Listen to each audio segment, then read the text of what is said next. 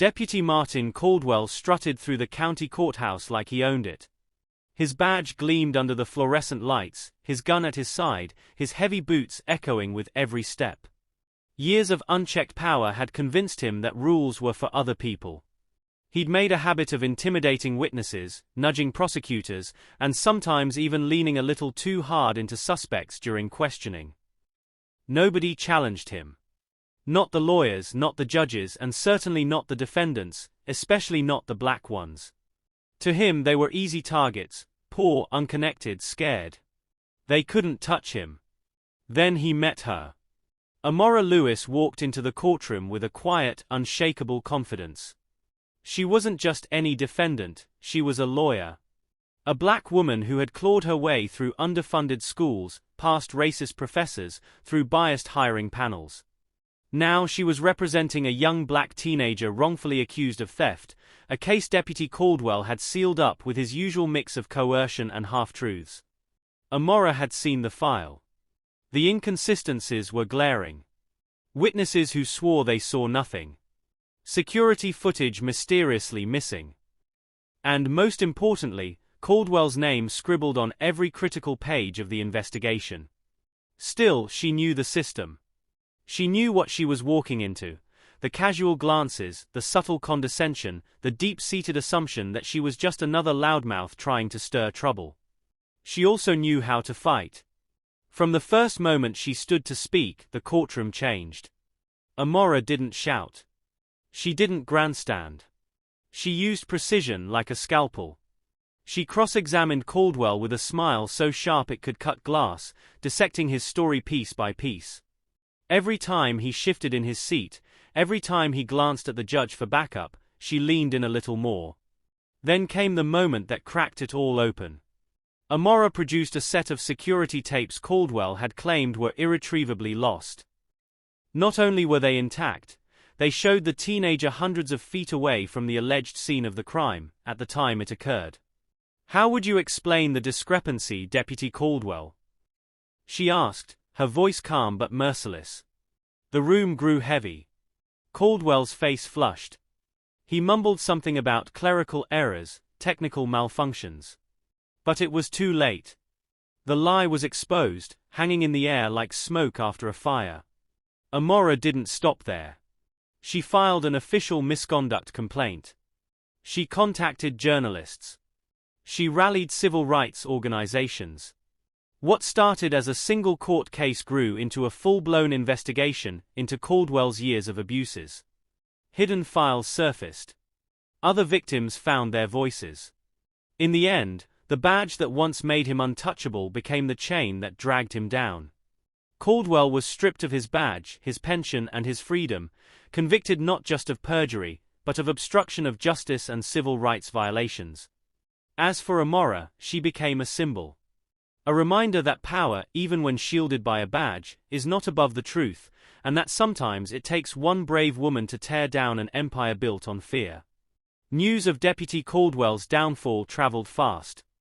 It made the front page of local papers, flooded social media, and soon attracted national attention. Commentators argued on TV screens about systemic corruption and the power of grassroots justice. Some praised Amora Lewis as a hero. Others painted her as a troublemaker, stirring up division. But Amora wasn't interested in fame. She knew this wasn't over. Because Caldwell was just one man. Behind him was a whole structure: judges who looked the other way, fellow deputies who buried evidence, DAS who turned a blind eye. Knocking him down was only the beginning. A few weeks after the trial, Amora sat alone in her small office, piles of letters spread across her desk, letters from families, mothers, fathers, young men still trapped in a system that had failed them. Each letter told a different version of the same story: injustice, fear, silence. She couldn't ignore them. That night, she made a decision. Amora would launch a new project, a non-profit dedicated to defending wrongfully accused individuals and exposing systemic corruption. She called it Project Light, because her mission was to shine a light in the darkest corners of the system, no matter how dangerous it got. But the enemies she had made were watching. One evening, as she was leaving her office late, A black SUV idled across the street. Its windows tinted, its engine humming low. Amora felt the hairs rise on the back of her neck. She tightened her coat, held her head high, and walked to her car. Inside the SUV, a man made a call. "She's not backing down," he said. "Then we'll make her." Unbeknownst to Amora, she was stepping into a much bigger battle, one that would test not just her skills as a lawyer, but her courage, her friendships, even her life. Because the deeper she dug into the system, the more dangerous it would become. And soon, she would discover that the badge was only the first shield her enemies wielded. There were others: wealth, politics, violence, and they would stop at nothing to keep their secrets buried. The first sign of real danger came 2 nights later. Amora was working late in her office, a small suite above a struggling bookstore in the heart of the city. She had just finished drafting a motion to reopen 3 old cases tied to Caldwell's corrupt arrests when she heard it. The faint but deliberate creak of the stairwell. At first she thought it was nothing. Maybe another tenant. Maybe a customer who lost their way. But then the lights in the hallway flickered and died. She froze. Her hand instinctively moved to her phone. No signal. Her heart thudded against her ribs as heavy footsteps grew louder. Slow, deliberate. She locked her office door and backed away, scanning for something, anything, she could use as a weapon. Then she remembered: the fire escape.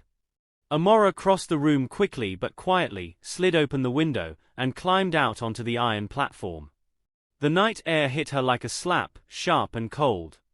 Below, the alley stretched into darkness. Above, the footsteps stopped right outside her door. Bang! A loud thud as someone tried the door. Again. Harder. Amora didn't wait to find out who it was. She hurried down the fire escape, her shoes scraping the rusted metal. As she reached the ground, a shadow stepped into view at the far end of the alley. "You should have stayed in your place," a low voice growled. Without thinking, Amora sprinted into the street, weaving between parked cars, heart hammering in her chest. She didn't stop until she reached a busy diner a few blocks away. Bursting through the door, she collapsed into a booth, gasping for air as startled customers looked up from their coffee and pie. For the first time since she had taken down Caldwell, Amora realized. This wasn't just about her career. This was about her life. The web of corruption. The next morning she filed a police report, not that she expected much from them. Her instincts told her this attack wasn't random. She suspected someone far more powerful than Caldwell had given the order. Someone who had a lot more to lose if she kept digging. So she doubled down. Amora expanded her network, pulling in activists, reporters, and other attorneys willing to risk everything. Together, they started to unravel a pattern that was bigger than anyone had imagined. Caldwell wasn't a rogue cop, he was just a soldier. At the center of it all was Judge Harold Whitmore, a man who had sat on the bench for over 20 years. Whitmore had quietly orchestrated a system where black and brown defendants were fast-tracked into guilty pleas, public defenders were pressured to encourage quick deals, and evidence that could help the innocent was conveniently lost. He had made millions from private prison kickbacks, his hands never once getting dirty, until Amora came along. The setup. As Amora prepared to expose Whitmore, her enemies moved first. One morning while getting coffee, Amora was approached by 2 plainclothes officers. They arrested her, in full view of the public, on charges of obstruction of justice and tampering with evidence. The mugshot hit the internet within hours. The media machine roared into action, smearing her name. Radical lawyer breaks law. Defender of thugs or criminal herself. Pundits debated her character, not her work. But they had made a fatal mistake. Amora had built too many relationships, touched too many lives. Within hours, civil rights groups, local politicians, and even national figures came to her defense. Protests erupted outside the courthouse. Hashtags trended. Donations poured into Project Light. A new army rose behind her, louder and angrier than anything Whitmore had prepared for. And most importantly, Amora had proof. A trusted paralegal had smuggled out the real files before Amora's arrest, whistleblower documents, recorded conversations, bank records linking Judge Whitmore to private prison corporations. The reckoning. 3 months later, the case exploded into public view. Amora stood on the steps of the same courthouse where they had tried to bury her. Microphones crowded around her as she read the first line of her statement. Power only protects the guilty when the people stay silent. Today we are done being silent. Inside, Judge Whitmore was arrested mid-session, an unprecedented event in the city's history. Over a dozen officials were indicted alongside him. Careers shattered. Fortunes lost. A system that had crushed so many was finally exposed. As Whitmore was led away in handcuffs, he passed Amora standing in the hallway. Their eyes met. His were full of fury and disbelief. How had she, a black woman they thought they could break, destroyed everything? Amora didn't flinch. She didn't gloat. She simply nodded once, a silent promise. This was only the beginning. Epilogue. Months later, Amora's non-profit had grown into a national movement. Project Light chapters opened across the country. Wrongfully convicted men and women walked free, their families sobbing in the courtroom galleries. Amora, standing under the wide blue sky one afternoon, thought about the night she had fled down the fire escape. About how close she had come to giving up. And she smiled. They had tried to silence her. They had tried to destroy her. Instead, they had awakened a force they could never control. The system would never be the same again. The rise of Project Light. Months after Judge Whitmore's fall, Project Light was no longer just a non-profit. It had become a national movement. Offices sprang up in major cities: Atlanta, Chicago, Los Angeles, Houston. Amora Lewis became a symbol, not just of legal reform but of resilience. Magazine covers. TV interviews. Panel discussions. Invitations to speak at universities and human rights conferences. But Amora never let the attention distract her from the mission. She knew better than anyone. The system didn't fall with one trial. It fought back. And this time, it would come for her in ways she couldn't predict. The threat grows. Late one evening, Amora was working alone in the new headquarters, a converted historic building in the city's old downtown. The walls were covered with maps of court districts, diagrams of corrupt networks, timelines of reform plans. Her phone buzzed. An unknown number. She hesitated, then answered. Ms. Lewis, a voice said, low and measured. You've made a lot of enemies. Amora stiffened. Who is this? She demanded. A friend, the voice replied. Listen carefully. There are forces watching you now, bigger than crooked cops and dirty judges. Washington is paying attention. Corporations with billion-dollar contracts are paying attention. You're hurting their bottom line. A pause. You're about to be labeled a national security threat. The line went dead. Amora stood there, phone still against her ear, heart racing. She had known there would be backlash. She had expected personal attacks, maybe lawsuits. But being treated like an enemy of the state? This was something new. The setup. Within 2 weeks, the attacks began. Anonymous articles appeared online claiming Project Light was funded by extremist groups.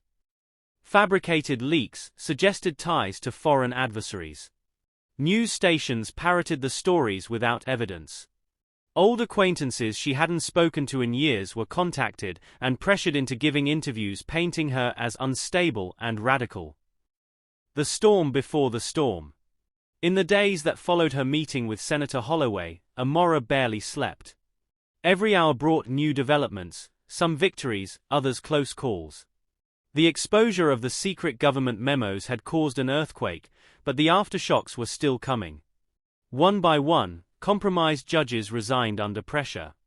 Several police chiefs across the country stepped down.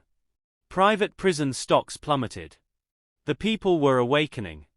But Amora knew better than to celebrate too soon. History had shown again and again, when power was threatened, it didn't fall quietly. It lashed out. And now, they were coming for her with everything they had. The smear campaign. One morning, Amora woke to find her name splashed across every major news outlet. Breaking. Leaked emails tie Amora Lewis to international funding sources. Activist or foreign operative. FBI investigates Project Light founder. Amora Lewis, hero or hidden threat. The accusations were absurd, fabricated connections to activist groups overseas, anonymous sources claiming she had hidden financial ties. But it didn't matter that they weren't true. In the court of public opinion, doubt was a weapon as sharp as any sword. Social media boiled over. Bots and fake accounts flooded the platforms, spreading edited clips and doctored statements. Some of Amora's old friends, under pressure or bribery, turned against her on live TV. Her own team grew nervous. Donations slowed. Threats increased. At night, when she finally closed her eyes, Amora could still hear it. The whispers of doubt clawing at the edges of her mind. Maybe they can crush me after all, she thought once. But every morning she remembered who she was fighting for. The mothers who buried sons wrongfully imprisoned, the teenagers cuffed and beaten for daring to survive, the thousands still locked behind bars for crimes they didn't commit. And every morning she rose again. The congressional subpoena. 3 weeks after the smear campaign began, it happened. Amora Lewis was subpoenaed to appear before a congressional hearing. The charge? Possible subversion of public order. It was clear what this was. A televised attempt to humiliate her, to paint her as reckless, dangerous, unpatriotic. They expected her to shrink. To beg. To fall apart under pressure. They had no idea who they were dealing with. The hearing. The morning of the hearing, Amora dressed carefully. Not a designer suit. Not a muted, respectable outfit the media expected. She wore a long, deep blue dress, bold and unapologetic.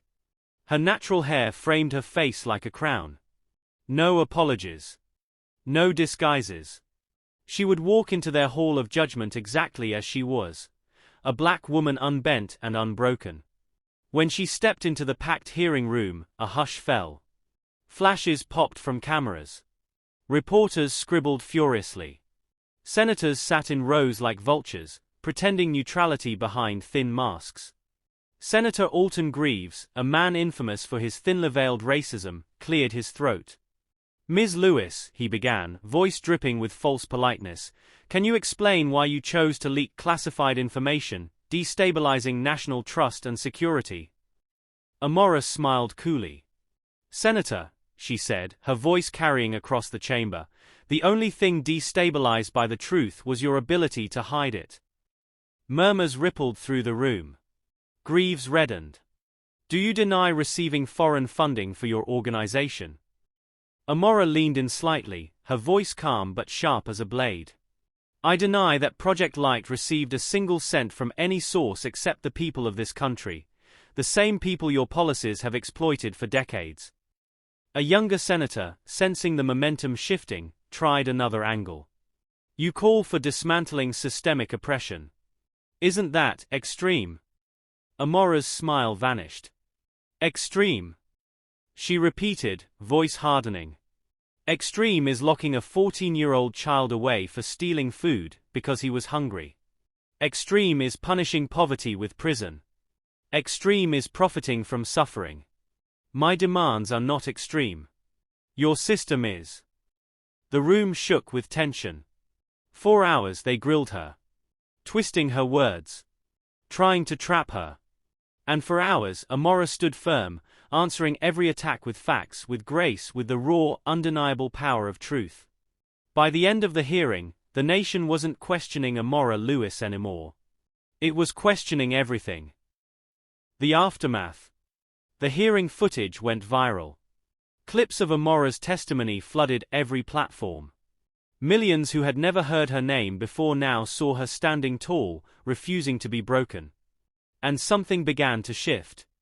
Public trust in the government plummeted. Communities that had once felt isolated began reaching out to each other. Lawyers, students, clergy, teachers, ex-prisoners, parents. They weren't just watching Amora fight anymore. They were fighting with her. The system realized too late. They had turned her into a legend. But victory has its price. Amora knew it wasn't over.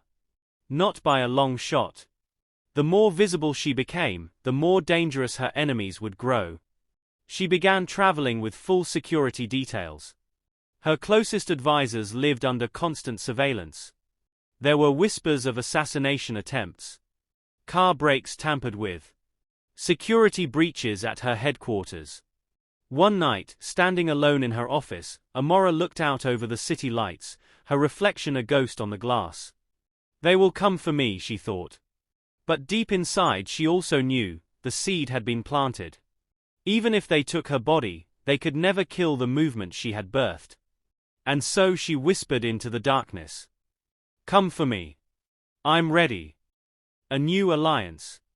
In the weeks after the congressional hearing, Amora's name grew even bigger. Not just in America, across the globe. Protests inspired by Project Light broke out in Paris, Johannesburg, London, Rio. Young people in countries Amora had never even visited marched with her image on their banners.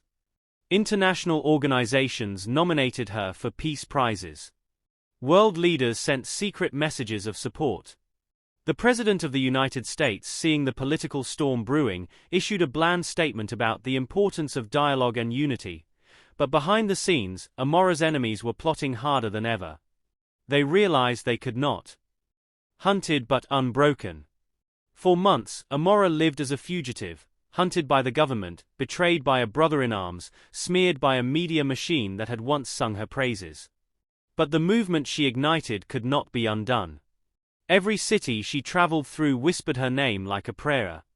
Families left lights on in their windows to guide her way. Strangers pressed notes into her hands, offers of food, shelter, safe passage. You are not alone, they said. In the quiet of those dangerous nights, Amora learned something powerful. The government could brand her a criminal. The media could twist her words. But the hearts of the people could not be arrested.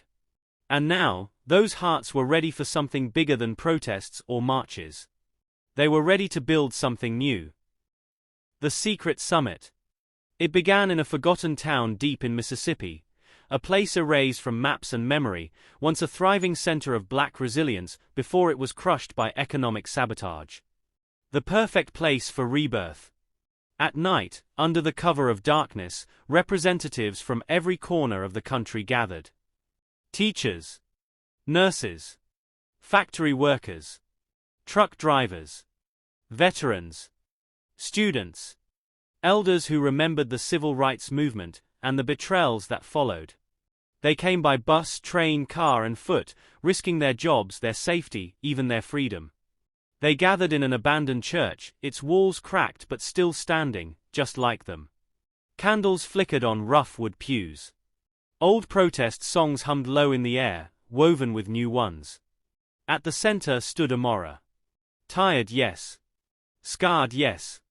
But shining with a light so fierce it seemed to make the very air hum.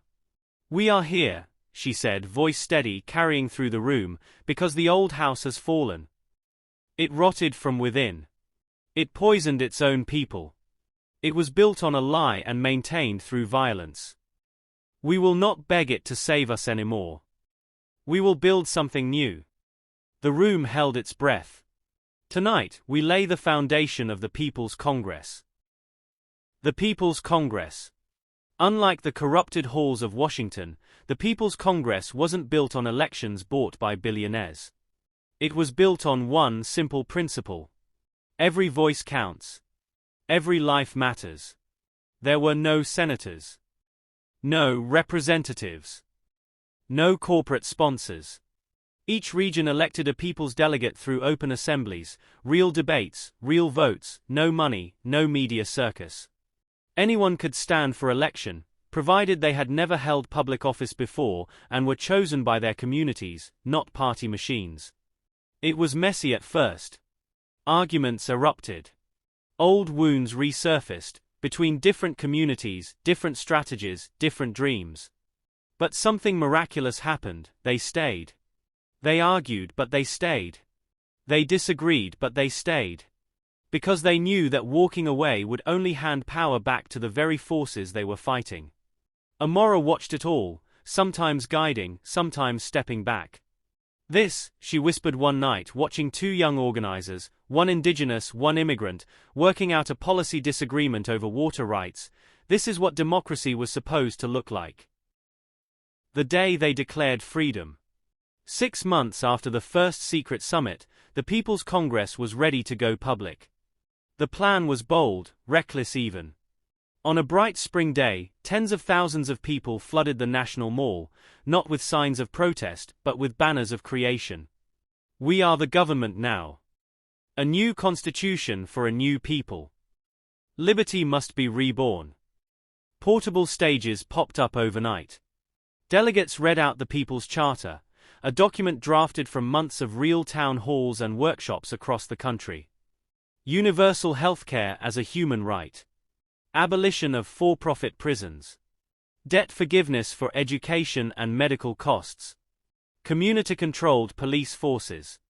Guaranteed housing, food and water. Environmental reparations to indigenous nations. They didn't ask permission. They declared it. And at the center of it all, Amora stood, no longer just a fugitive, no longer just an activist, but something larger. A founding mother of a second revolution. The government's response. Predictably, the old regime panicked. The president went on television that night, face strained, voice trembling. "This is not democracy," he said. "This is anarchy." But millions watching at home saw the fear behind his eyes. The people had tasted freedom, real freedom, and they were not going back. Within days, federal troops were deployed to D.C., armed with shields, batons, tear gas. The People's Congress delegates locked arms and stood their ground. And for the first time in decades, soldiers hesitated. Some lowered their weapons. Some refused orders. Some even crossed the lines to join the protesters. The system was cracking. The old order was dying. And Amora could feel it, in her bones, in her blood, that history was changing shape right in front of her eyes. The final choice. But Amora knew. They wouldn't let her live. Not if they had any hope of restoring the old regime. That night, hidden deep beneath the People's Assembly tent, her closest advisors begged her to escape. "We can protect you," they said. "We need you alive." Amora listened, heart heavy. But she shook her head. "This movement was never about one person," she said. "If I die, let it be as a seed, not a sacrifice." They wept. They argued. But in the end they understood. Amora stepped out into the night, into the starlight, into the hands of her people. They lifted her up, not as a martyr but as a flame. And as the sirens howled in the distance and soldiers massed beyond the horizon, Amora smiled. "You thought your badge made you untouchable," she whispered into the wind. "But you forgot one thing, we were never asking for permission." The world held its breath. The future was here. The first shots. The sun had barely risen when it began. Federal forces, masked and armored, pushed through the crowd surrounding the People's Congress campgrounds. Helicopters circled overhead like vultures. An amplified voice crackled over loudspeakers. "Disperse immediately. This gathering is unlawful. You have 10 minutes to comply." But the people didn't move. Children clutched the hands of their parents. Old veterans stood with arms crossed. Teachers, nurses, farm workers, ordinary people, unarmed but unafraid. At the center, standing high on the steps of the makeshift People's Hall, was Amora. Her voice rose, calm and clear. "We are the lawful body now. You answer to us." For a moment the world held its breath. Time seemed to stop. Then, the first canisters of tear gas arced through the air. Chaos exploded. People screamed, stumbled, fell. Rubber bullets cracked like whips. Baton strikes thudded against flesh. But something extraordinary happened too. Instead of scattering, the people regrouped. Instead of fleeing, they locked arms. The People's Congress had prepared for this moment. Trained medics rushed to the wounded. Drummers beat out rhythms of resistance. Flags bearing the People's Charter flew high, defiant against the choking gas and smoke. And Amora, battered, coughing, eyes burning, stood unmoved. The arrest. It was inevitable. They stormed the stage. Dozens of riot police surrounded her, guns drawn. Still, she didn't run. Didn't flinch. "You can arrest a body," she said softly as they bound her wrists, "but you can't arrest an idea whose time has come." The cameras caught it all. The world watched as Amora King, daughter of janitors, granddaughter of slaves, was dragged away in chains. But even as she disappeared into the armored van, her words thundered louder than sirens. Inside the iron cage, they kept her in a secret black-site prison. No phone calls. No lawyers. No sunlight. The walls were cold and grey. The guards never spoke. They thought isolation would break her. But they didn't understand that Amora had been forged in loneliness long before this. The loneliness of being the only black girl in elite classrooms. The loneliness of speaking truth in rooms built on lies. The loneliness of losing friends to betrayal and fear. They were not punishing her. They were preparing her. Every day she meditated. Every day she recited the People's Charter from memory. Every day she imagined a future her captors could never enter. Meanwhile, outside the prison walls the world was catching fire. The movement grows without her. Amora's imprisonment was supposed to kill the revolution. Instead, it ignited it. Cities across America declared themselves autonomous people's zones, governed not by federal law but by the People's Congress. Hundreds of police departments dissolved as officers either resigned or were expelled. New community councils sprang up, based on radical democracy and mutual aid. And everywhere, people carried Amora's image, not in sadness but in defiance. Graffiti on courthouse walls read, "She is us." Murals painted on skyscrapers declared, "One becomes many." Songs filled the streets. You can cage the singer but not the song. And deep in the halls of the crumbling old government, fear spread like a plague. They had created a martyr. They had made her immortal. The trial of the century. After months of blackout, the government was forced to bring Amora to trial, under the eyes of the world. They charged her with sedition, treason, inciting rebellion. It was supposed to be a show trial, a swift conviction to crush hope. Instead, it became something else. Broadcast across every television and streamed across every device, Amora's trial became the most watched event in modern history. And when they called her to testify, expecting tears and apologies, she rose instead like a queen returning to her throne. "You call this sedition," she said, voice cutting through the courtroom like a blade, "but I call it birth. You call it treason, but I call it loyalty, loyalty to justice, to life, to a future not built on stolen land and broken promises. You think you are judging me, but history will judge you." The judge banged his gavel furiously. The prosecutor shouted objections. But the people heard her. Oh, they heard her. Outside the courthouse, 1,000,000 strong stood chanting her name. And far beyond, across oceans and continents, movements rose. It was no longer just about America. It was a global reckoning. The verdict. The jury, terrified, pressured, bribed, found her guilty. The sentence, life in federal prison, no parole.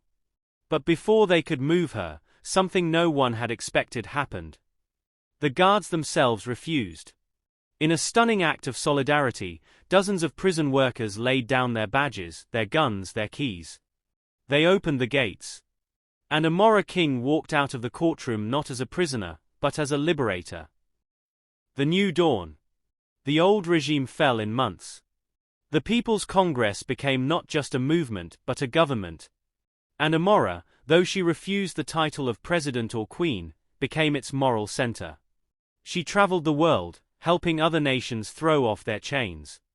She never forgot the betrayals, the battles, the nights of terror.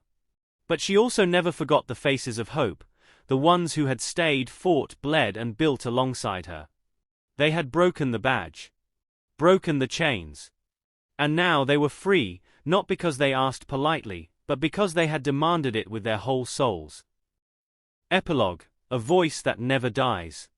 Years later, long after the old courthouses crumbled into dust, after the police stations became libraries and gardens, children would ask, "Who was Amora King?" And the elders would smile. "She was a woman who dared to say no," they would say. And dared even louder to say yes, yes to us, to freedom, to the future. And somewhere in the gentle wind, her voice would echo still. You thought your badge made you untouchable. But you forgot, you were never the power. We were.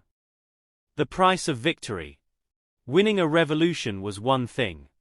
Building a new world from its ashes was another. The old government had collapsed faster than anyone predicted. Congress dissolved. Corporations fled overseas. Banks crumbled, exposing years of theft and corruption. At first there was celebration. People danced in the streets, painting murals of liberation across fallen monuments. Songs of freedom rang through shattered city squares. But freedom, real freedom, wasn't easy. Without a system, chaos threatened to creep back in. Food shortages. Power blackouts. Old hatreds, once suppressed by fear, now rising to the surface. And Amora King, once the unstoppable flame of revolution, now faced an even harder challenge. Teaching a broken country how to heal itself. The Assembly of the Future. The People's Congress moved quickly. They organized emergency food programs. They rebuilt local farms and community clinics. They created people's banks, issuing credit based on trust, not profit. But even among the revolutionaries, divisions grew. Some wanted to rebuild the old systems just better. Others wanted to tear everything down: police, schools, money itself. In the heart of it all stood Amora, mediating bitter debates, reminding them, "We did not fight to replace one master with another. We fought to be free." Still, it was not easy. In some cities, new power-hungry figures rose, would-be warlords draped in the language of the revolution but hungry for control. In others, former elites plotted in the shadows, waiting for the people to grow tired, desperate, divided. The revolution was not a single moment. It was a war of many small battles, every day. The betrayal. It came from within. One of Amora's closest allies, a brilliant organizer named Malik Jordan, grew frustrated with the slow pace of rebuilding. The people need order, he argued. They need strong leadership. Amora saw the danger. She had seen it before, in history books, in real life. Revolutions devour themselves when they forget their purpose. But Malik had his own following now, young, impatient, tired of endless council meetings and votes. He declared the formation of the New Guard, a so-called protection force, to stabilize the country. In truth, it was an army. They wore black uniforms. They carried guns. And they answered only to him. The Second Civil War. The country split again. Not North versus South, not race against race, but between two visions of freedom. One that believed real freedom meant messy, chaotic democracy. Another that believed freedom must be controlled, managed, enforced from above. Amora was forced back into the role she hated most, warrior. This time, though, she carried no gun. "We will not win by becoming them," she said, standing before her remaining delegates. "We must win with ideas, with courage, with each other." It seemed impossible. Malik's New Guard had weapons, discipline, resources. Amora's forces had only their stubborn, bruised belief in true democracy. But belief can move mountains. And so began the second struggle, a battle not for land, but for the soul of the revolution. The Battle of New Atlanta. New Atlanta had become the beating heart of the people's movement, a city reborn with no billionaires, no police force, no landlords. When Malik's New Guard moved to seize it, the people refused to surrender. Ordinary citizens, farmers, artists, teachers, took to the barricades. They built defenses out of school buses and old shipping containers. They trained themselves in civil resistance, not to kill but to hold. For weeks, Malik's forces tried to starve the city into submission. Still, New Atlanta held. Amora smuggled herself into the city, dodging patrols, slipping through saws and tunnels. When she emerged onto the main square, the people erupted into cheers. They hadn't seen her in months. They had thought she was dead. "I am one," she shouted over the roar of the crowd, "but together, we are millions. No army can kill a dream that lives in every heart." The city rose like a wave. Malik's forces, faced with not an enemy army but a sea of humanity, hesitated. Some laid down their arms. Some turned their guns against their own commanders. Some simply walked away. New Atlanta remained free. The reckoning. After New Atlanta, Malik's new guard crumbled. His last desperate move was to try and assassinate Amora. One cold morning, as she addressed a town assembly in Free Richmond, a sniper fired. The bullet missed her heart by inches, grazing her shoulder. Amora fell, not dead but bleeding. The people rushed the sniper. He was caught, unmasked. It wasn't just a new guard loyalist. It was someone she had once trained, someone who had once believed in her. The betrayal cut deeper than the bullet. Lying in a clinic bed, Amora faced the hardest truth of all. No revolution is pure. No movement is without scars. And no leader can live forever. The passing of the flame. Weeks later, with her arm still in a sling, Amora called a special assembly. Delegates gathered from every free zone, cities, farms, communes, islands of hope in a still dangerous land. She stood slowly before them, her body weak but her spirit blazing. "I am not your queen," she said. "I am not your ruler. I am your mirror. Your reminder. Your sister. It's time you led yourselves." There were tears. There were protests. But she was firm. Amora stepped back. She would not become the thing she had fought against. She would not become irreplaceable. Epilogue: Seeds in the Wind. Amora disappeared from public life. Some said she moved to a small farm on the coast, living simply. Some said she traveled the world, helping other nations find their freedom. Some said she died, and her spirit became part of the land itself. It didn't matter. The revolution lived. In every free market where a child laughed. In every council meeting where a teacher and a nurse debated fiercely but respectfully. In every street where no badge, no gun, no master ruled anymore. Amora's dream had become 1,000 dreams. And the world would never be the same again. 20 years later. The world Amora King had fought for was alive. It wasn't perfect, it never could be, but it was free. Cities thrived without police forces. Communities governed themselves through open councils. No billionaires ruled from steel towers, no corrupt courts crushed the poor. The People's Congress evolved into something new. A living network of communities, bound by trust, debate, and shared dreams. The air was different. The land was healing. Children grew up never knowing the taste of fear that had poisoned their ancestors. But history never sleeps. And neither does power. The Whisperers. In the shadows of this new world, a different kind of threat was growing. They called themselves the Whisperers, an underground movement made of the old elite families who had lost everything in the revolution. Bankers. Corporate warlords. Descendants of the old political dynasties. They had not forgotten. They had spent decades plotting, waiting, breeding resentment among those who missed the order of the past. And now they moved. Not with guns. Not with armies. But with ideas. They whispered lies into the ears of the young. Freedom is chaos. You need leaders to protect you. The past wasn't so bad, at least there was stability. Slowly, cracks began to form. Doubts. Divisions. Small groups calling for a return to real government. The revolution was being attacked from within, not by violence but by memory. The new protagonist, Zara King. Amora King had no children of blood. But she had children of spirit, and one of them was Zara. Zara King had grown up hearing the old stories. Of barricades and songs, of battles fought with courage instead of cruelty.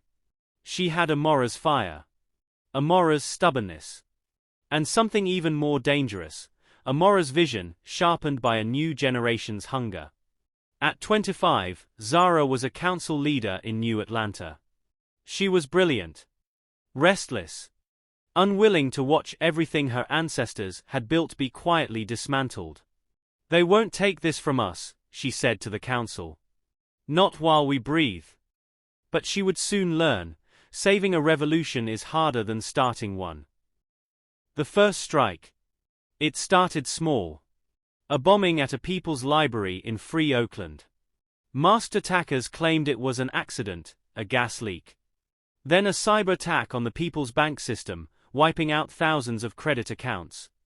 Then a riot in Port Liberty, instigated by Whisperer operatives posing as angry workers. Each event was isolated. Plausible. But Zara saw the pattern. She uncovered secret meetings held in abandoned skyscrapers. Dark money flowing through hidden channels. Propaganda campaigns flooding young minds with nostalgia for a past they had never lived. It was a coordinated counter-revolution. And it was gaining ground. The return of the badge. The Whisperers offered the oldest promise in the world. Give up a little freedom, and we'll protect you. They introduced the badge, a community safety patrol that looked suspiciously like the old police. Uniforms. Guns. Surveillance drones. At first people resisted. But when the fear grew, fear stoked by staged violence and economic sabotage, some communities began accepting the badge. Just temporarily, they said. Until things settled down. Zara felt the cold knot of dread tightening in her chest. History was repeating itself. And this time, the people might not realize it until it was too late. The underground awakens. Zara knew she couldn't fight the Whisperers alone. She reached out to the old networks, the forgotten radicals, the veterans of the First Revolution, the dreamers who had never abandoned the flame. Together, they formed the underground of light. Artists. Hackers. Historians. Teachers. Their weapon was memory. Their shield was truth. They spread real stories, the stories of how the old world had stolen, enslaved, killed. They reminded the people why they had fought. Why they could never go back. Murals bloomed on every wall. A badge is a cage. Freedom is messy and it's ours. Remember. Songs filled the alleys and markets again, not sad songs but fighting songs. The revolution was waking up. The final warning. Zara stood one night in the ruins of the old capital, staring at the sky. The city lights behind her cast a long shadow across the broken marble pillars.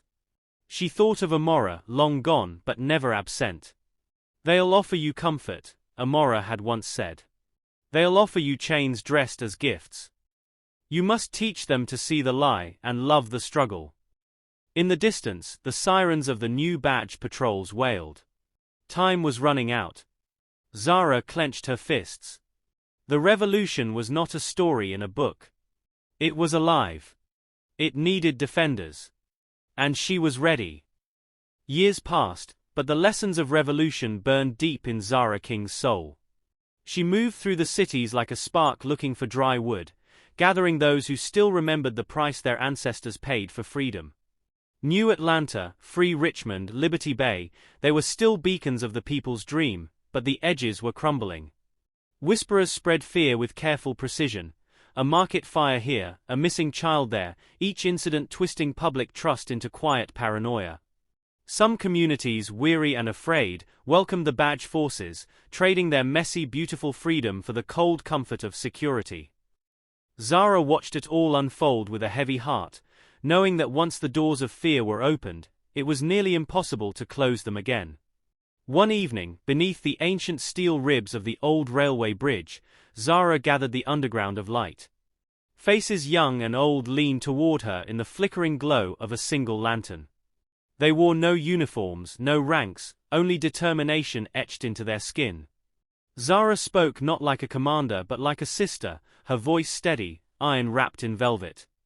"We don't fight because we hate them," she said. "We fight because we love us." Her words didn't need shouting, they sank into hearts like seeds ready to bloom. Plans were whispered into the night. Strikes, protests, acts of courage so small they might go unnoticed at first, but together they would form a tide impossible to hold back. Meanwhile, the badge grew bolder. In Liberty Bay, they instituted curfews. In New Atlanta, they opened safety centers, prisons in all but name. Quietly, they began targeting organizers, rounding up anyone who dared to question the new order. Zara barely escaped a raid, ducking through alleyways as the drones buzzed overhead, their cold, mechanical voices ordering compliance. Betrayal hung thick in the air. Neighbors once trusted now whispered names to badge officers in exchange for ration coupons or the promise of safety. The whisperer's plan was brilliant. Win not by battle, but by infection, turning hope into suspicion, solidarity into silence. But Zara was not alone. From the abandoned factories of the north to the sun-scorched fields of the south, resistance blossomed like wildflowers. Poets recited illegal verses in marketplaces. Teachers smuggled banned histories into classrooms. Elders who had marched with Lira King in the First Revolution hobbled out of retirement, faces lined with time, but eyes burning with the same stubborn light. Even children who had never known a world with masters began to draw graffiti in the night. Fists raised, badges broken, slogans of defiance scrawled in bright, angry colors. Then came the Declaration of Renewal, a bold, dangerous manifesto penned by Zara and her closest allies. It called for the complete dismantling of the badge, the prosecution of whisperer operatives, and the restoration of the original revolutionary councils. It was broadcast simultaneously across every known network, beamed onto skyscraper walls, painted across the sides of trains. "Freedom is not safe," it declared, "and that is why it is sacred." The whisperers responded with brutal crackdowns. Protesters vanished. Council halls were torched. Dissenters were paraded through the streets in chains. But even as the whisperers tightened their grip, something unexpected happened. The people, ordinary, tired, frightened people, began to resist in ways no badge could crush. Farmers refused to supply food to cities under whisperer control. Dock workers sabotaged shipments meant for badge fortresses. Families hid fugitives in their homes, risking everything for strangers bound to them only by the thin, unbreakable thread of shared humanity. Zara moved among them like a ghost, never staying long in one place, her image becoming a symbol the badge could not erase. Stories grew around her. How she had once stared down a platoon of armored enforcers with nothing but a song. How she had walked through the ruins of old Washington carrying only a banner stitched with the word "Remember." Whether these tales were true hardly mattered. In times of struggle, symbols can be more powerful than armies. One final confrontation loomed, not in the shadows but openly for the soul of the nation. In the fields outside New Atlanta, where the first fires of rebellion had been lit generations before, Zara and her followers gathered under a blood-red sunset. Across the valley, the badge forces assembled in gleaming rows, faceless behind their riot shields. Drones circled overhead, scanning the crowd, locking onto targets. It would not be a fair fight. And yet Zara stood tall, the wind whipping through her hair, the earth trembling beneath her boots. She raised her hand, not a fist of anger, but an open palm, a call for peace and power all at once. The people behind her, farmers, teachers, healers, artists, mirrored her gesture. A sea of open hands stretched to the horizon. It was a battle of ideas now. Of memory. Of will. The batch commander gave the order to advance. The people did not run. They sang. A song older than any badge, any whisperer plot, any empire. A song of the earth, the sky, and the blood that remembers. As the armored line marched forward, something cracked, not the shields of the people, but the hearts of the enforcers themselves. Some slowed. Some hesitated. Some tore the badges from their chests and crossed the line, joining the open-handed sea. In the end, it was not gunfire that decided the future. It was a choice, made 1,000 times over, to believe in each other instead of fear. The revolution lived. And this time, it would not be forgotten. Years slipped by like rivers carving valleys through stone, and the memory of the revolution, though immortalized in murals and in songs, began to settle into history, leaving behind a different kind of silence, not the silence of fear, but the solemn hush of a people learning how to live without chains. Zara King, who had once stood at the heart of a storm with nothing but her voice and her will, now watched from the edge of the new world she had helped shape. She lived simply, a caretaker of gardens rather than governments, her hands calloused not from carrying weapons, but from coaxing stubborn seeds from the earth. Yet even in this quiet life, the echoes of her battles never truly faded. Travelers came to her, sometimes from places she had never heard of, dusty villages, floating cities, mountain communes, carrying stories of how the seeds of freedom had spread in ways she could not have imagined. They spoke of markets where no one was cheated, of councils where even the smallest voice was heard, of art that bled revolution into every corner of life. But they also brought warnings, shadows rising again in distant lands, petty tyrants dressing up the old poisons in new clothes. Zara would sit them down at her rough-hewn table, feed them from her garden, and listen with the patience of someone who knew that victory was not a destination but an endless road. She would remind them, softly but firmly, that freedom is a living thing, wild, beautiful, and in constant need of tending. She told them that revolutions are not moments, they are generations stacked like stones into the future. Sometimes, late at night, she would walk to the cliff's edge and stare out at the endless black mouth of the ocean, remembering the faces of those she had lost, those who had given everything for a dream they would never live to see. She missed them fiercely, Zara King the first spark, the nameless elders who had whispered rebellion into her ears as a child, the countless souls who had stood beside her with songs in their throats and hope in their broken hands. But Zara did not grieve. They lived on in the laughter of free children, in the arguments of boisterous councils, in the stubborn gardens blooming where prisons once stood. The world was not perfect, it never would be, but it was theirs. And as long as even one voice rose in defiance of tyranny, even one hand reached out to help another, even one heart remembered the price of chains, the revolution would never die. It would roar and whisper through time, a song without end, sung by people who refused to be ruled, whose courage could never be captured by badges or broken by fear. And so Zara King, mother of 100,000 dreams, guardian of a people who chose to be free, lived out her days in peace, knowing the battle was eternal, and knowing that, this time, the people were ready. Seasons turned like pages in a book no hand could stop, and the world born of Zara King's revolution continued to evolve, not into a perfect utopia, but into something far more real, a living, breathing tapestry of hope and struggle.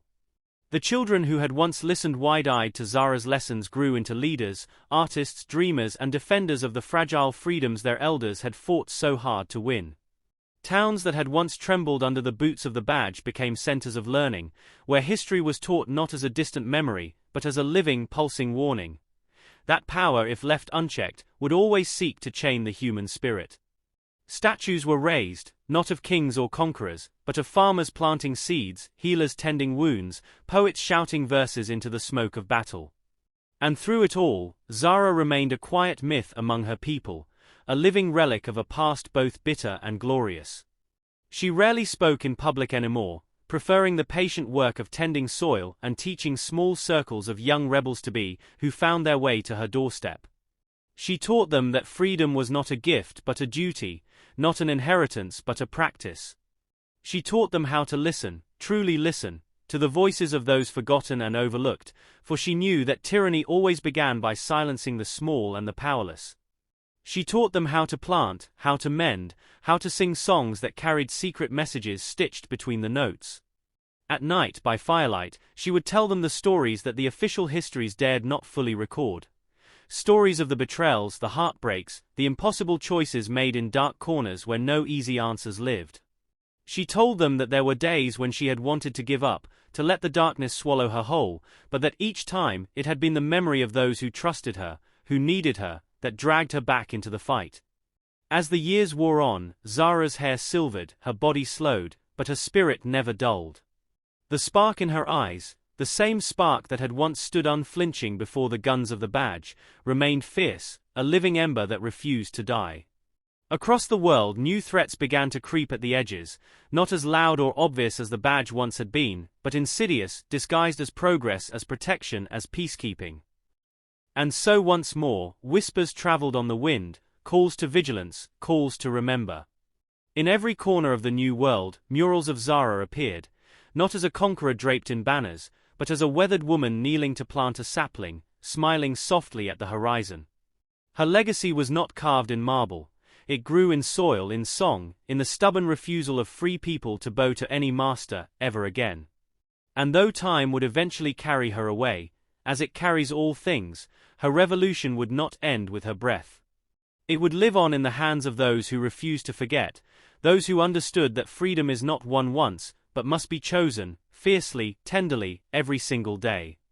And so the story of Zara King, the woman who faced down an empire, who turned a courtroom into a battleground, who lit the match that burned the old world down, became not a memory, but a map, etched into the bones of a world still learning how to be free. The movement under Naima Sol didn't grow like an army. It grew like a wildfire, impossible to predict, impossible to contain. In every place where people had been beaten down, where the old systems had quietly rebuilt their towers of control, Naima's voice broke through like a sunrise slicing open a long, dark night. She carried no weapons but truth, no shield but the undeniable weight of history. And as her followers grew, the tyrants began to fear her, not because she had guns or legions, but because she had reminded the people of their own strength, that forbidden, dangerous knowledge that once learned could never be unlearned. The new oppressors tried to smear her name, calling her a radical, a destroyer, a threat to peace. But the people remembered Zara's words, her sacrifice, and they saw through the lies as if the centuries between them and the first revolution had never existed. Underground networks flourished again, secret gatherings in forgotten tunnels, messages etched into the sides of buildings, songs of defiance passed in marketplaces beneath the watchful gaze of the new enforcers. The world trembled on the edge of another great clash, not between two armies but between two ideas, one that sought to cage and control, and one that refused to kneel, refused to be broken. Naima stood at the heart of it all, not as a queen, not as a ruler, but as a voice among millions, speaking the truth that had once turned a courtroom into a battlefield. And as the old towers of power began to crack under the weight of the people's awakening, somewhere beyond the noise and chaos, in the silent fields where Zara King had once walked alone, the wind carried the sound of a new revolution being born, not in violence, but in the fierce, endless, patient work of building a world where no badge, no crown, no false promise could ever again silence a free soul. The torch had been passed, the fire had been kept alive, and now it was burning brighter than ever. The story was far from over. In truth, it was only just beginning. The world tilted toward a breaking point as Naima Sol's movement, like the ancient rivers that once cut through mountains, wore away at the foundations of the false peace built by those who had learned nothing from the past. Across the sprawling cities and forgotten villages, the people rose, not with weapons clutched in trembling hands, but with banners, with songs, with relentless, undeniable presence. They occupied the courts, the markets, the very doorsteps of the new rulers, demanding to be seen, to be heard, to be counted. It was not a war of armies but a war of wills, of stubborn hope refusing to be drowned beneath fear. The new leaders tried every old trick. They sent agents to sow doubt among the rebels, planted stories of betrayal, turned neighbor against neighbor, but the roots planted by Zara, tended now by Naima, ran too deep. When one leader fell, a dozen rose. When one voice was silenced, 100 more cried out. Naima traveled endlessly, never staying long in one place, knowing that her safety was not in hiding, but in movement, in remaining a whisper too fast to catch. She spoke under the open sky, in the ruins of old fortresses, on the steps of courts that had once handed down injustice like a sentence written in stone. She reminded the people that freedom was not a trophy to be won and placed on a shelf. It was a living thing, fed by daily courage and daily defiance. As the months bled into years, the movement became not merely a resistance but a way of life. Families taught their children to question, to dream, to resist, planting in them the seeds that Zara had once planted long ago. Elder rebels, grey with age, smiled as they watched young ones step forward with fire in their hearts, speaking of justice not as a distant goal, but as a present, urgent necessity. And yet, Naima knew, as Zara had once known, that victory would never be clean, never be complete. There would always be those who craved the certainty of chains, those who would trade liberty for comfort, truth for silence. But it did not matter. She had seen the spark catch. She had seen the people remember who they were. Even when the rulers sent armored columns into the streets, even when the skies blackened with smoke from the burning of rebel sanctuaries, Naima stood firm, her voice rising like a storm, reminding all who listened that no empire, no tyrant, no badge, no fear could ever stand against a people who had truly decided to be free. And somewhere, unseen by any eye, the spirit of Zara King smiled, the gardens she had planted now blossoming into forests vast enough to shelter generations yet unborn. The revolution was not a moment. It was a tide, eternal and unstoppable. And it was only just beginning. As the struggle deepened, Naima Sol realized that their greatest battle would not be fought in the streets or the courts, but inside the hearts of the people themselves. The tyrants had perfected the art of wearing masks, disguising their oppression in the language of protection, their greed in the clothing of prosperity. It was a slow poison, more dangerous than open brutality, for it lulled people into forgetting that freedom demanded vigilance, that rights once surrendered were rarely returned without blood and sacrifice. Naima gathered her closest circle, the children of the first rebels, and together they crafted a plan not to overthrow governments, but to awaken consciences. They traveled from town to town, city to city, holding assemblies in broken squares, abandoned theaters, forgotten fields where weeds grew taller than men. They told the true history, not the sanitized versions taught in the state-run schools, but the raw, aching stories of Zara King's defiance, of the revolutions that had come before, and of the price that had been paid so that ordinary people could live without chains. They taught old songs, written during the darkest nights of the first uprising, their lyrics encoded with messages of hope and warning. And slowly, like a river carving its way through stone, they shifted the hearts of a generation. Children who had once accepted the world, as it was now questioned why injustice should ever be normal. Mothers who had once whispered fears behind locked doors now stood in the open, demanding justice for their sons and daughters. Workers who had once bent their backs without complaint now raised their voices as one. The rulers in their towering palaces watched in growing panic as their hold weakened, not from violence, but from the simple, unstoppable power of truth. They tried to silence Naima with arrests, with propaganda, with threats against those she loved, but she only grew stronger, her message carried by 1,000 new voices. In the end, it was not a grand battle that brought the old system to its knees, but 1,000 small acts of bravery.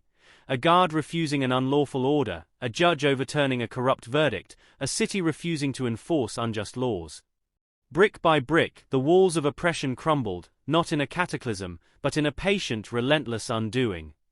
And when the last of the false rulers fled into exile, leaving behind their empty monuments and broken promises, the people did not cheer for Naima as a savior. They cheered for themselves, for the generations that had fought, endured, and finally reclaimed their right to live unchained. In the quiet aftermath, Naima stood before the ruins of the old palace, not to seize it, but to leave it behind. Power, she told them, must belong to no single person, no single group.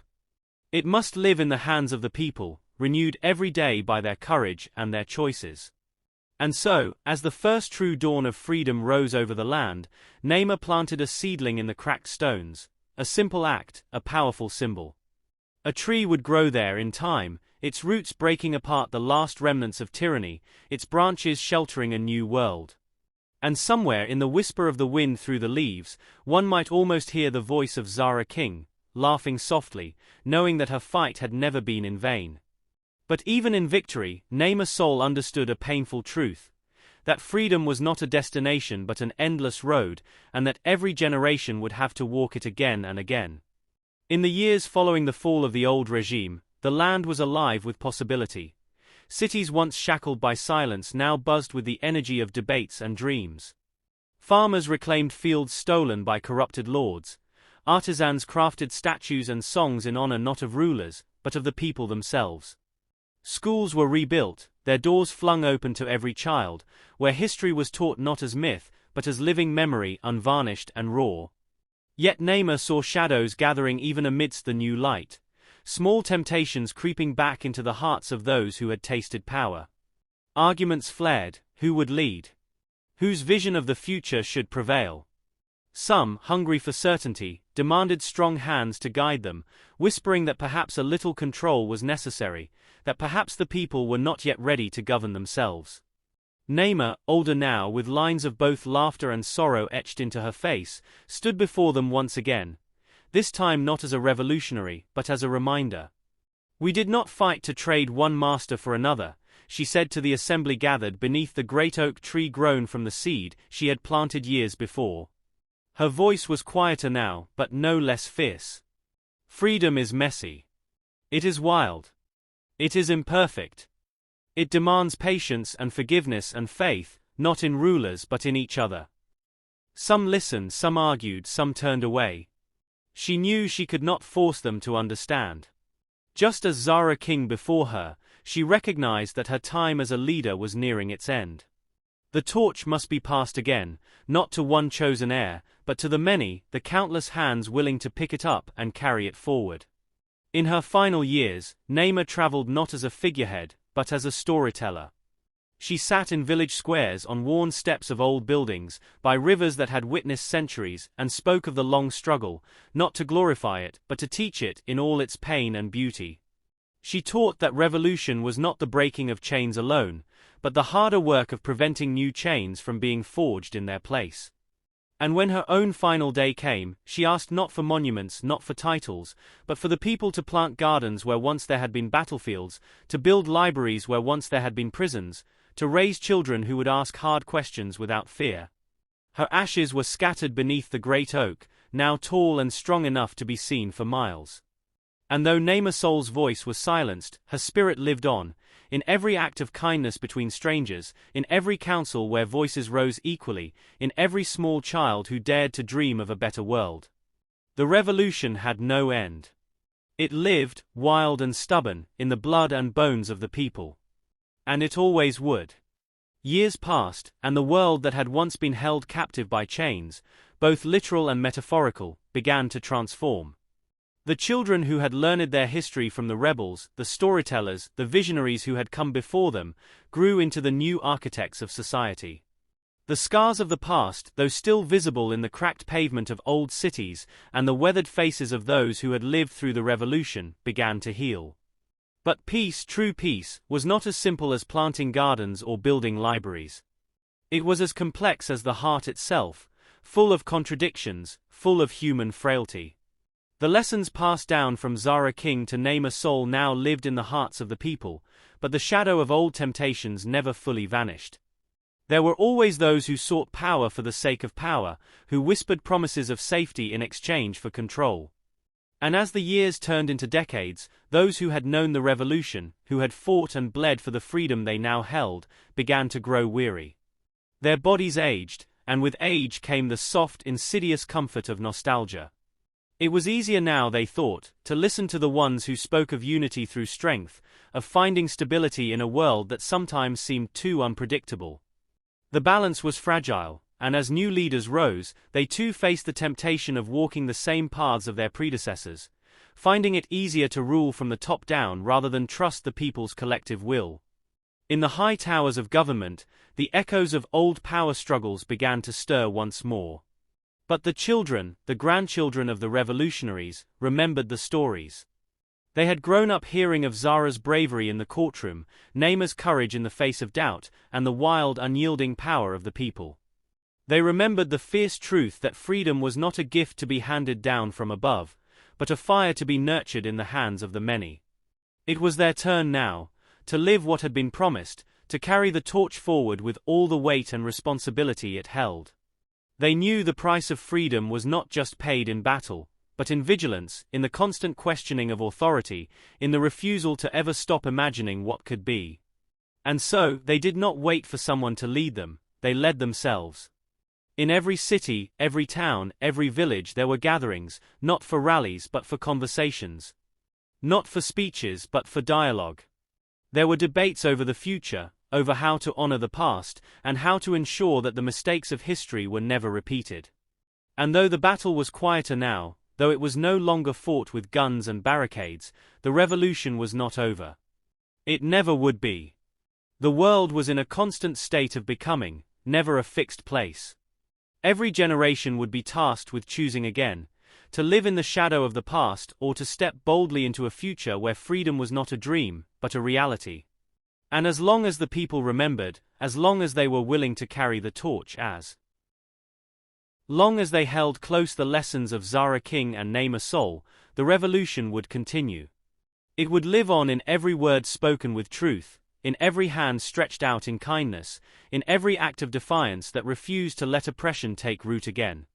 And though the names of the old leaders would fade from the tongues of future generations, the revolution they had sparked would never be forgotten. It would be passed down not as a history, but as a living story, carried forward in the hearts of those who dared to dream that a world of freedom, of justice, of equality, was not only possible, but essential. The revolution was not a moment. It was a movement, a heartbeat that never stopped. And it would continue forever. Generations passed, and the world continued to evolve in ways that neither Zara King nor Naima Sol could have fully imagined. The story of the revolution, once told in quiet circles and secret meetings, was now taught in every school, inscribed into the fabric of society, a living legend woven into the everyday lives of the people. But as the years turned into centuries, the edges of that once burning fire of revolution began to soften.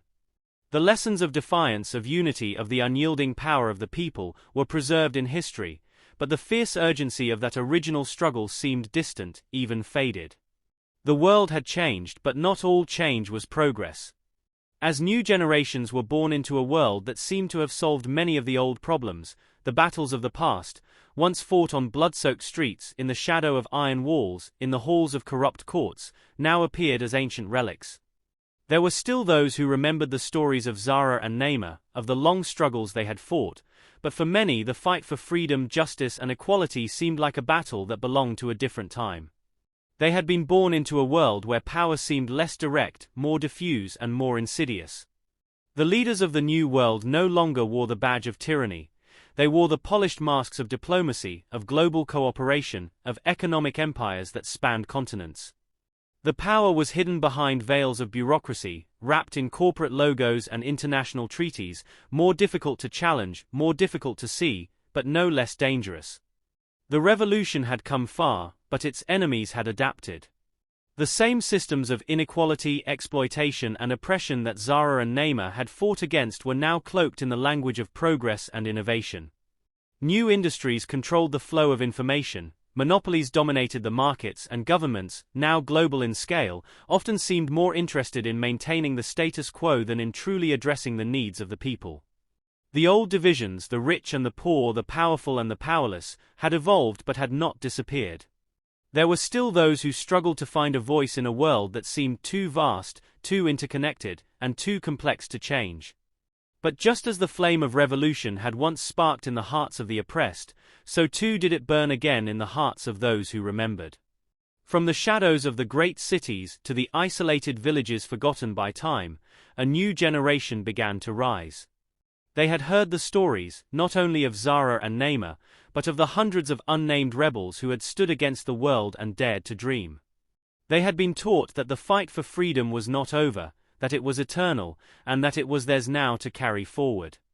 This new generation had seen the cracks in the world, the injustice that still permeated every corner of life, the corruption that twisted even the most noble causes.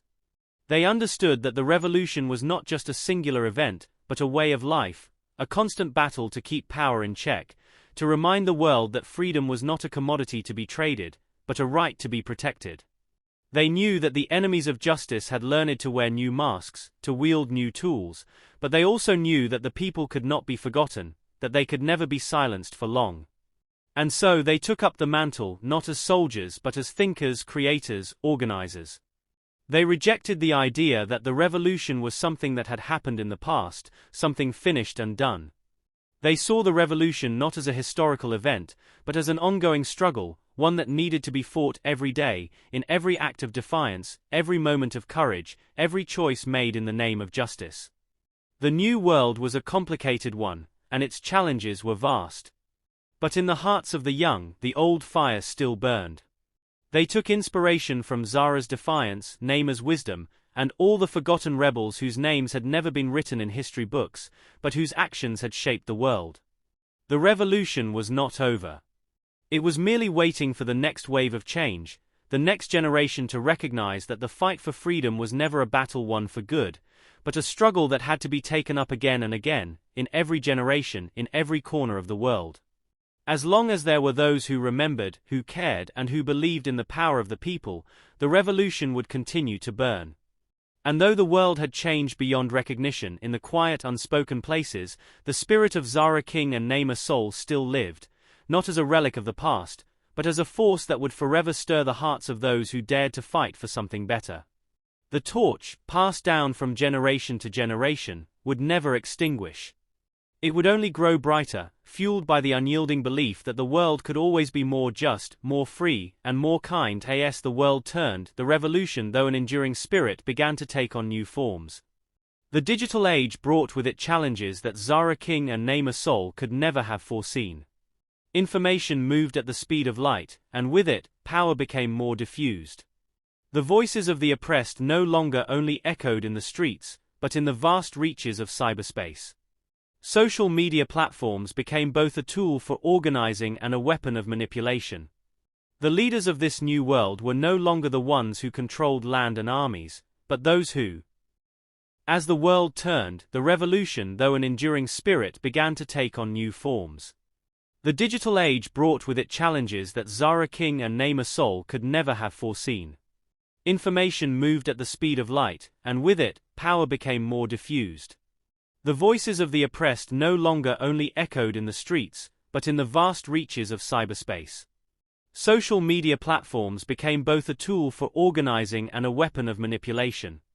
The leaders of this new world were no longer the ones who controlled land and armies, but those who controlled information, data, and the algorithms that shaped how people saw the world. But as the revolutionists of old had once learned, even in the digital age, true power still resided in the hands of the people. The same hunger for truth, for justice, for freedom, was alive in the hearts of the young who grew up in a world of interconnected screens. They were the grandchildren of the revolution, and while they had not lived through the bloodshed of the streets, they felt the weight of their ancestors' struggles on their shoulders. They carried the stories of Zara and Naima with them, but they also understood that the world had changed, and with it, the tools of revolution. The new generation became hackers, activists, journalists, artists, and thinkers who used the internet to organize, to expose corruption, to connect across borders that had once divided them. They knew that to defeat the new empires, the tech giants, the surveillance states, the financial cartels, they had to adapt. They understood that the fight for freedom now lay in the ability to share truths that could not be silenced, to create movements that could not be co-opted, and to make the systems of control themselves vulnerable to the same scrutiny they had long turned upon the people. The digital revolution was not about tearing down governments or physical monuments, but about dismantling the structures of influence and control that had infiltrated every aspect of life. It was a quieter revolution, one fought with ideas, with data, with the spread of knowledge.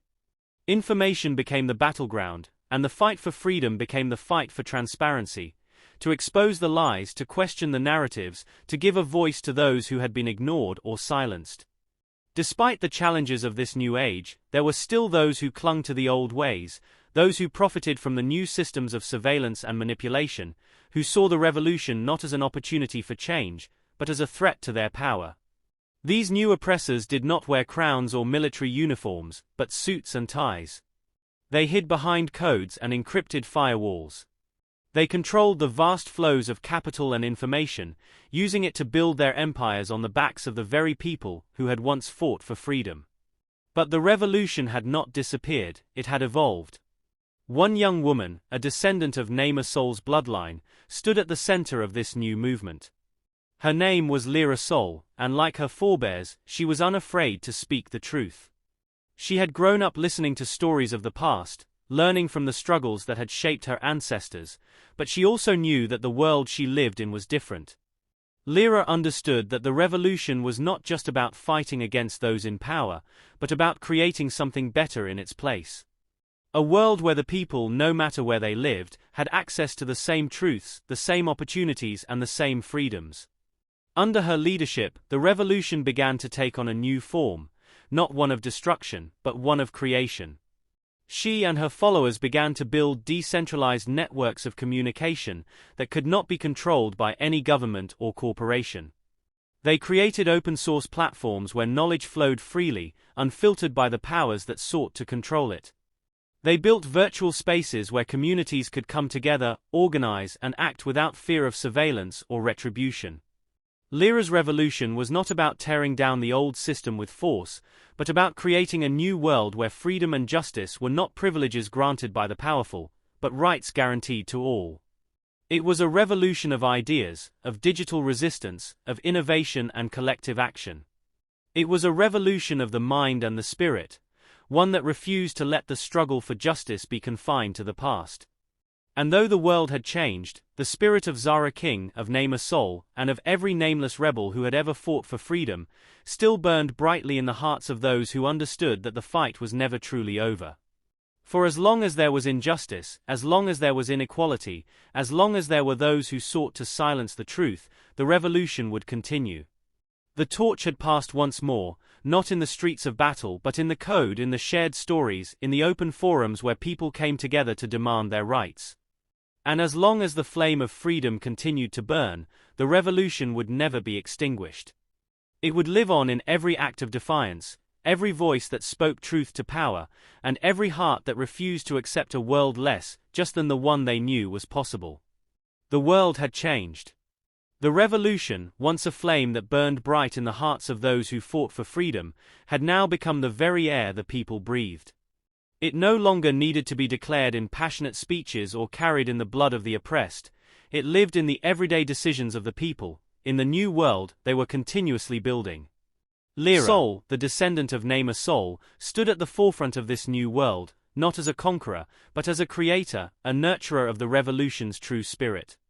Her revolution, unlike the one that had shaken the foundations of the old world, was quieter, subtler, but no less powerful. It was a revolution of hearts and minds, of building systems that no longer required the fear of oppression to function.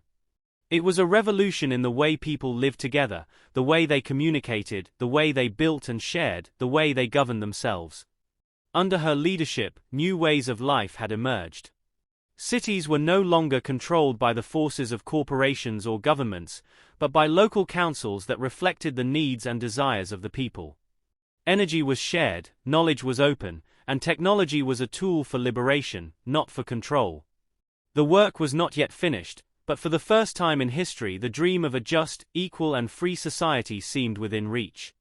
But even as Lira stood before the crowds of the new world she had helped build, she knew the work was never truly over. There would always be forces seeking to exploit, to control, to manipulate.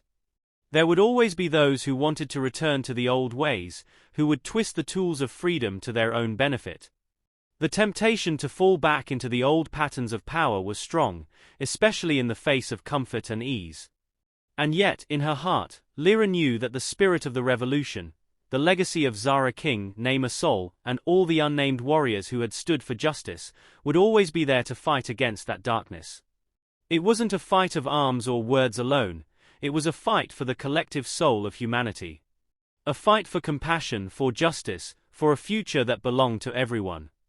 Lira looked out over the horizon, where the sun dipped low in the sky, casting its warm light on the faces of those who had gathered to listen. The people of the world had come together in ways that would have been unimaginable to the generations who had lived through the wars, the battles, the bloodshed. But they had inherited something far more valuable than any material wealth. They had inherited the truth that freedom is a constant, evolving force that requires vigilance and care. As she spoke to the people, Lira didn't just remind them of the past, she invited them to imagine the future. A future where the people govern themselves not through the fear of retribution, but through the shared knowledge of their collective humanity. A future where the struggles of the past were not forgotten, but built upon. A future where every person, no matter their background or their station, was free to live with dignity and respect. The final chapter of the revolution was not written in the blood of martyrs, nor in the grand speeches of powerful leaders. It was written in the everyday acts of courage, in the quiet moments of resistance, in the refusal to accept injustice when it reared its ugly head. It was written in the stories passed down through generations, stories of those who had fought, of those who had believed in something better, and of those who had continued to hope, even in the darkest moments. The revolution, in its truest sense, was not about defeating an enemy. It was about creating a new world where no one needed to be an enemy in the first place. And though there would always be work to be done, the legacy of Zara King and Naima Sol was secure. It lived on in the hearts of those who remembered that power, true power, lies not in the hands of a few, but in the hands of the many, working together for a world that is more just, more free, and more compassionate than the one that came before. As Lira looked to the future, she knew one thing above all. The revolution was not an event in time, but a living, breathing process, one that would continue as long as there were people who believed in the power of the collective, who believed that a better world was always possible, and who were willing to work for it, every day in every way. The story had come full circle, but it would never truly end.